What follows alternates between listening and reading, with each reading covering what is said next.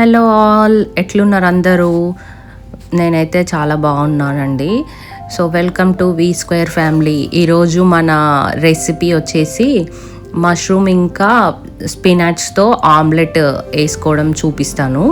ఇది చాలా బాగుంటుంది, టేస్టీగా ఉంటుంది, ఇంకా చాలా ఫిల్లింగ్ కూడా ఉంటుంది. డిన్నర్ ఆప్షన్ లాగా లేదంటే బ్రేక్ఫాస్ట్ లాగా కూడా మీరు చేసుకోవచ్చు. సో ఫస్ట్ కడాయి పెట్టుకొని కొంచెం లైట్గా గీ యాడ్ చేసుకొని ఆనియన్స్ ఇంకా మష్రూమ్స్ వేసుకొని లైట్గా మగ్గిన తర్వాత నెక్స్ట్ పాలకూర యాడ్ చేసుకుందాము. యాక్చువల్లీ డైరెక్ట్ ఎగ్స్లో వేస్తే కొంచెం ఎందుకో నాకు అంతగా నచ్చదు. ఇలా కొంచెం మగ్గిన తర్వాత అప్పుడు అది పక్కకు తీసుకొని ఎగ్స్లో యాడ్ చేసుకొని ఆమ్లెట్ లాగా వేసుకుంటే ఇవి కొంచెం ఉడికి ఉంటాయి కదా, సో అప్పుడు కొంచెం కసకసలాగా అనిపించదు అనమాట. సో అందుకని నేను ఇలా చేసుకోవడానికి ప్రిఫర్ చేస్తాను. మీరు ఈ ఆమ్లెట్ వేసుకొని ట్రై చేసి నాకు కామెంట్ చేయండి ఎలా వచ్చింది అని. చాలా చాలా బాగుంటుందండి ఇది, అండ్ చాలా హెల్దీ ఆప్షన్ కూడా. సో కొంచెం అలా మష్రూమ్స్ మగ్గాక దెన్ పాలకూర యాడ్ చేసుకోండి.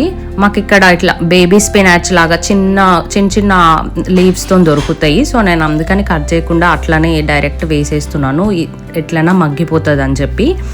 యాడ్ చేసేసుకొని కొంచెం ఆ పాలకూర మగ్గడానికి లిడ్ క్లోజ్ చేసి పెట్టుకోండి. దెన్ పాలకూర మగ్గిన తర్వాత కలిపేసుకొని లైట్గా, మరీ టూ మచ్ ఎక్కువ ఉడికిపోవాల్సిన అవసరం లేదు, ఎందుకంటే మళ్ళీ ఎట్లన్నా మనకు ఆమ్లెట్లో మళ్ళీ కొంచెం మగ్గుతుంది.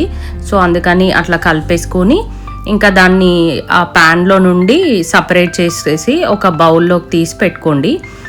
దెన్ ఒక మీరు 2 eggs 3 eggs ఎన్ని ఎగ్స్తో ఆమ్లెట్ వేసుకోవాలనుకుంటే అన్ని ఎగ్స్ బౌల్లో తీసేసుకొని అందులో ఇంకా స్పైసెస్ యాడ్ చేసుకోండి మీ ఇష్టం. ఇంకా నేనైతే ఇక్కడ ఉప్పు, కారం, ఇంకా కొంచెం ధనియాల పొడి యాడ్ చేశాను. నేను ఒక్కొక్కసారి ఓన్లీ సాల్ట్ అండ్ పెప్పర్తో కూడా చేస్తాను అనమాట. ఈ మధ్య అలా తిని బోర్ వచ్చిందని చెప్పి ఇట్లా రెడ్ చిల్లీ పౌడర్, ఉప్పు, ఇంకా ధనియాల పొడి యాడ్ చేసి ట్రై చేశాను అనమాట ఈరోజు. ఇట్లా అవన్నీ స్పైసెస్ యాడ్ చేసుకొని దెన్ మనం ఇందాక మగ్గిచ్చి పెట్టుకున్న స్పినాచ్ ఇంకా మష్రూమ్ యాడ్ చేసేసుకోవాలి. దీంట్లో యాడ్ చేసేసుకొని ఆమ్లెట్ లాగా వేసేసుకోవాలి. సో ఇది చాలా హెల్దీ ఆప్షన్ అండి, మీరు కావాలంటే ట్రై చేయండి. అంటే నార్మల్గా రెగ్యులర్గా ఇట్లా ఆమ్లెట్లో ఉట్టి ఆనియన్స్ లేదా ఇట్లా ఉట్టి హాఫ్ బాయిల్ అలా వేసుకునేదానికన్నా ఇలా వేసుకుంటే ఏంటంటే కొంచెం మనకి చాలా ఇట్లా కడుపు నిండినట్టు అనిపించి కొంచెం ఆకలి అయ్యేదనమాట. మీరు ఇది బ్రేక్ఫాస్ట్ లాగా కూడా చూస్ చేసుకోవచ్చు. అంటే మార్నింగ్ బ్రేక్ఫాస్ట్ లాగా కూడా వేసుకోవచ్చు. అంటే రెగ్యులర్గా ఇడ్లీ, దోశ అట్లా కాకుండా ఇట్లా మీరు బ్రేక్ఫాస్ట్ లాగా కూడా తింటే మధ్యాహ్నం వరకు మీకు అసలు ఆకలేదు. మీరు కావాలంటే 2-3 eggsతో కూడా వేసుకోవచ్చు. నేను ఇక్కడ 2 eggs ఇంకా అది అందులో యాడ్ చేసి ప్యాన్లో వేసి ఆమ్లెట్ లాగా వేసేసాను. మేము ఇది డిన్నర్ లాగా తింటున్నాము. సో అలా వేసేసుకొని దెన్ కొంచెం లిడ్ పెడతా అనమాట. నేను లిడ్ పెడితే కొంచెం మంచిగా కుక్ అవుతుంది అని లిడ్ పెట్టేసి ఇంకా అది మంచిగా మగ్గిపోయాక అప్పుడు దాన్ని జాగ్రత్తగా ఫ్లిప్ చేసుకోవాలన్నమాట. అలా చినగకుండా నీట్గా జాగ్రత్తగా ఫ్లిప్ చేసుకొని మంచిగా కాలిన తర్వాత తీసి ప్లేట్లో వేసుకోవడమే. సో టేస్టీ ఆమ్లెట్ రెడీ అయిపోయింది.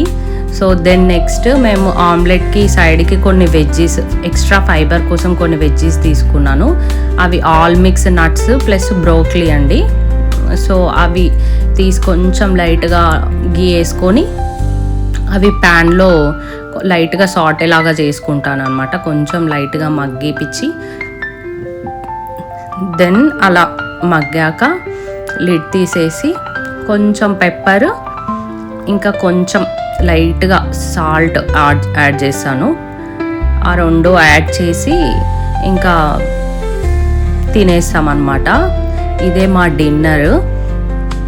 మోస్ట్లీ ఇంకా ఇలానే ఉంటుంది మా డిన్నర్స్, సింపుల్గా ఈజీగా అయిపోయే రెసిపీస్. ఇంకా టైం ఉన్నప్పుడు మంచిగా వీకెండ్స్ అట్లాంటి టైంలో స్పెషల్ ఫుడ్స్ చేసుకొని తింటాము.